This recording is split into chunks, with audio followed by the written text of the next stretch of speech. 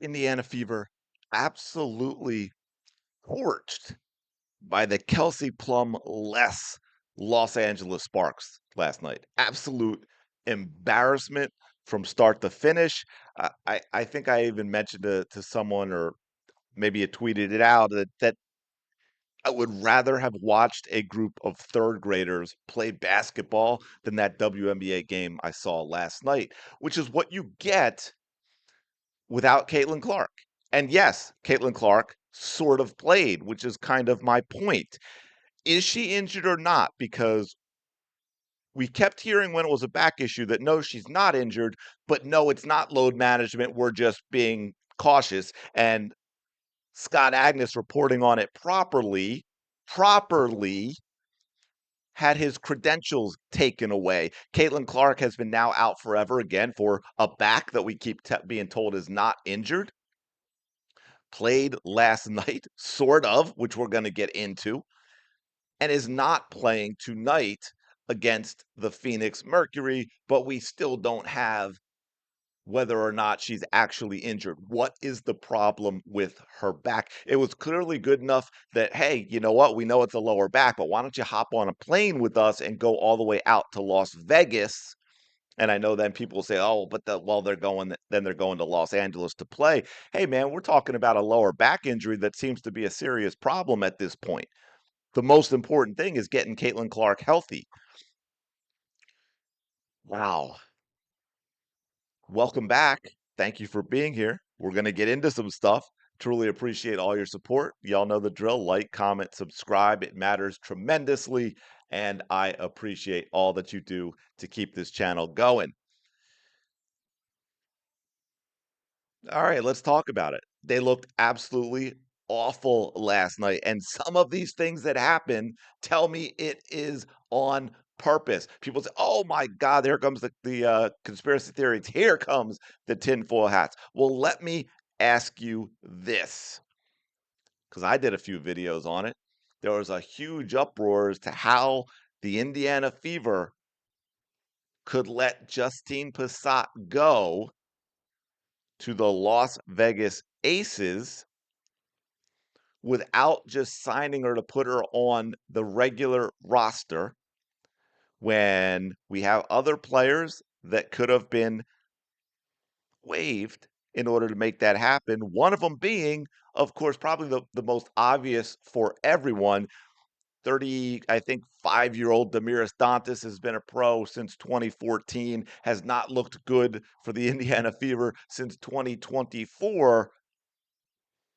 Yet somehow, magically, last night, she was, I was gonna say first player off the bench. I think. I think she was the first player off the bench, like 3 or 4 minutes into the game. Now, I'm not completely sure. It might have been the second, but my point being, she entered the game very, very early. And get this, folks. Damiris Dantas played 22 minutes last night. 22 minutes. Now, let that sink in, because that was July 8th. Last night was July 8th. Damiris Dantas played 22 minutes.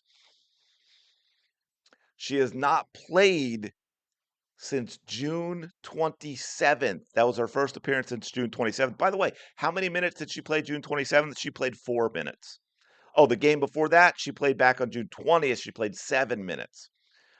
Go back to June 16th, 2 minutes. Go back to June 11th, 5 minutes. Do you know what that means?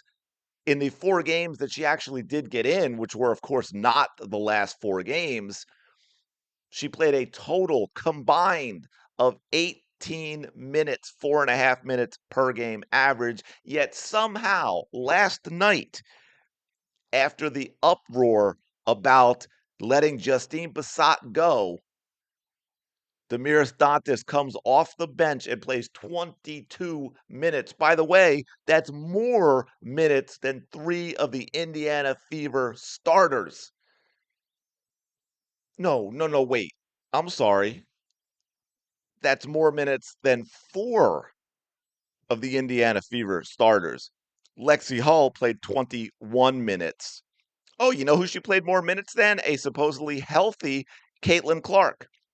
But we had Maisha Hines Allen, 13 minutes. Monique Billings, 18 minutes. Caitlin Clark played 16 minutes last night. And no, it wasn't foul trouble. She had one personal foul, and yet somehow she played 16 minutes. And oh, by the way, if you watched that game early on, Caitlin Clark had a couple of drives to the basket for two tough drives to the basket for some of her points. By the way, not even double digits for Caitlin Clark. Scored 9 points, which is a, probably about typical, maybe slightly below. One more bucket might have done it. Her average in terms of points per minute, because if she had doubled her minutes, she would have had 18 points. Or maybe not. She might have had more, but Stephanie White was pulling her out as soon as she was getting into a rhythm, leaving her out for a while, putting her in, pulling her out. Again, this is a supposed healthy Caitlin Clark who played 16 minutes last night. Timpson played 23. Dantas played 22. And oh, by the way, Ty Harris, Ty Harris, the perfect point guard for Stephanie White, who was her starter in 2024, played 26 minutes last night. I didn't get to do a video on it. I know some others did. She also shaded Caitlin Clark and attacked and insulted Caitlin Clark's fans on X the other day after the game. So we know exactly who and what she is when it comes to the Caitlin Clark situation. But yeah, Dantas played 22. Harris played 26. I have a stalker on X now who's lost his or her ever loving mind simply because I alluded to the fact that Kelsey Mitchell would rather have Ty Harris as her point guard when she made a comment about wanting Ty Harris to play more, which you only get really if Caitlin Clark plays less, since Ty Harris is a traditional point guard. But and the other thing about this game, besides the ridiculous number of minutes for Dantas and Harris and the very few minutes for Caitlin Clark, the Indiana Fever, well, I shouldn't even say that because it was the Sparks too. This game had about 20, 20 missed layups, and I'm not exaggerating that. They literally missed about 20 plus layups combined. It was absolutely embarrassing. It looked like exactly why no one ever watched the WNBA. How do you give up 106 points to the Kelsey Plum less Los Angeles Sparks? Ridiculous. The Sparks had all 5 starters in double figures. Burrow had 22, Hamby had 21, NECA had 24. Oh, and they all shot well too. 9 of 19, 8 of 15, 5 of 10, 4 of 10, 9 of 15. Those were the starters. They basically took all the shots. Subs only took 10 shots. Oh, don't worry, they made them. They made 5. 40 of 79 from the field was Los Angeles. 9 of 20 from 3, 17 of 20 from the line. Wow. That's insane. That's insane. This looked really bad. It looked really bad just from the way they played. It looked really bad and obvious to the reaction by the Indiana Fever. It's like, oh yeah, fans, screw you. You're upset that we didn't give a good player a chance and we let her go for nothing. Oh, well, we're going to show you. We're going to take the player who never plays that we kept instead, and we're going to put her out there for more minutes than we gave Caitlin Clark. What the hell is going on with this organization? I'm sorry. There is no way you can tell me that this organization's focus is winning basketball. In fact, I have a video coming out later about exactly that with Stephanie White. I don't even mention this game in it because I actually shot it before the game, but I didn't want to put it out during the game or right before the game. So if you do watch that, everything in there is completely relevant. I just don't mention this particular game. Caitlin Clark looked very healthy early on. Why did she play? I mean, I'm sure I haven't seen it yet. I'm going to dig. I'm doing this early in the morning. I'm sure they have to come up with a reason, or then again, maybe they don't. They still haven't told us anything about this mysterious back that keeps her out of games. Maybe for the first time in history, or we'll say second.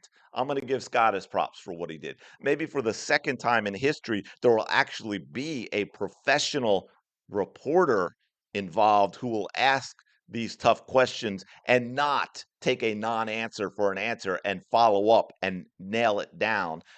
I still would love to see a reporter ask Alyssa Thomas, nail her down on, did she file any type of report with the authorities with regard to what she has said.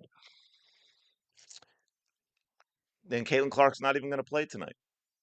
It's really, really odd what's going on. Watch them look absolutely fantastic. But hey, Kelsey Mitchell got her points, and that's what really matters, isn't it? The only starter who played more than 21 minutes, and of course she played 33. Hey, Ty Harris got the second highest number of minutes, 26, followed by, let this sink in, folks.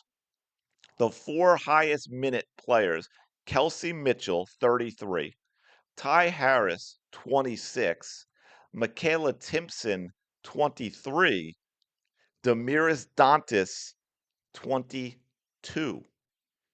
And they lose to the Los Angeles Sparks without Kelsey Plum, give up 106 points after what looked like a very arranged victory when you look at Becky Hammon and Stephanie White, whispering sweet nothings in each other's ear after the game, feeding into the narrative. They're better without Caitlin Clark. Of course, Caitlin Clark only played 16 minutes, so I don't know if that's how you do it, and this is a lot of anomalies in this game, but I am going to leave it there. I'm curious what y'all think about how this game went if you watched it. And is your interest, are you getting more interested in, hey, when Caitlin Clark's back, I'm all in, or is something going to have to reel you in more than Caitlin Clark is going to be playing? Because even in the minutes she was in, other than a couple of nice drives by her, it didn't look anything like the elevated game of the WNBA when Caitlin Clark is involved.